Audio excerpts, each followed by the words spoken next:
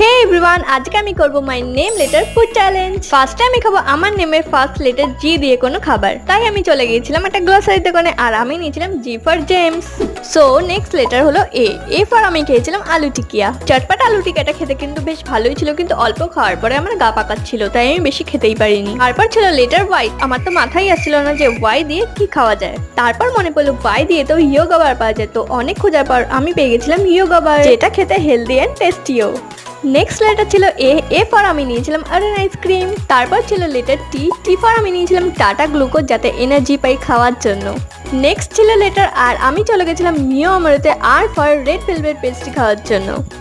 আর মিওর pastry তো আমার all time favourite. আর তোমাদের বলা চ্যালেঞ্জ ভিডিওগুলো কিন্তু আমি অবশ্যই করব। লাস্ট লেটার ছিল আই। আই ফর আমি খেয়েছিলাম ইডলি।